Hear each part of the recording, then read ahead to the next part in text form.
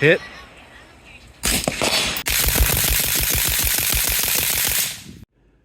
Hey, welcome back to the channel, everybody. This video I'm pretty excited to make because I have been wanting this product I'm going to review for going on probably more than 2 years now. This is my Tavor SAR. I've had this for about 4 years. I'll probably eventually go through a build video as I'm waiting for a couple more parts. But since I've owned this gun, I absolutely hate this side rail that is on the Tavor SAR. It's just big, it's bulky, it's ugly. Absolutely hate it. Going years back when the SAR was real popular, Midwest Industries used to make an MLOK rail for this, which was a much lower profile. And at the time when I got this, I wasn't quite as financially okay as I am today.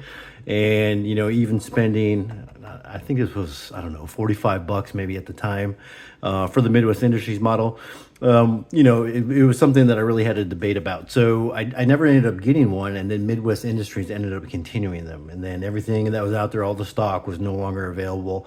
I was kicking myself in the butt for it. So anybody who doesn't know or has never heard of RPM tool, they make probably the sickest hand guards for the Tavor SAR, which I have on here. The one I have is extended. As you see, it extends past the hand guard here, sticks out a little bit. I think it looks better because it gives you more of a closer fit to the end of the muzzle. He does also make ones that cut off right at the end. If you're interested, I know anybody who knows anything about Tavor SARs, I'm sure has probably heard of RPM handguards.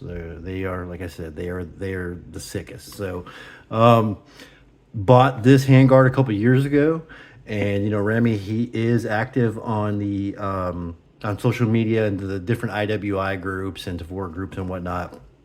Really, where he makes a bunch of these, gets a bunch of sales of these. But I've been bugging him. I said, hey, man, have you ever thought about making the MLOK side rail to take place of the Midwest Industries one? And, making gun parts is not the only thing he does. It's a very, very small portion of his business. And as you can imagine, tooling up for anything, and it's, there's an investment into it, and you got to make some money off of it. So I kept hounding him for, feels like forever. And he finally decided to start making them. And what you get here is what you see right here. And I am super stoked about this. As you can see in comparison, super, way more low profile and sleek than this ugly Picatinny handguard that comes on here. So I'm going to kind of run through you guys real quick on how simple it is to change this out. So first and foremost, you're going to use a metric number 2 Allen key to take off the old one. Now the way that this attaches is simply by, when you screw this in, there's bushings, and I'll show them here, that are built into this Picatinny rail that expand as you drive the screws in, and that's what holds it in place. So it's kind of like a tension fit. And this thing, just pull it right out. And then there you go. You kind of see the old design. You can see how as you screw this in, these spread, I believe. Yeah. And that's what holds it in. And comparison-wise, if you look here at the RPM, way more low profile, way more sleek. Now, the really cool thing about Ramy's side mounts are that you do not have to take the gun apart to install these. He had the special T-nuts designed. You can see here you have 2 tabs on the bottom, or studs, I don't know what you want to call them, but you have a fatter one, a round one on the back, and a semicircle on the front. That's how you know which direction they go. You just simply line up your T-nuts, push it in place, push it down, get yourself a 7/64 Allen key. Snug them on down. Now, I will say you don't want to over torque these because they are polymer that they're screwing into. A little more snug.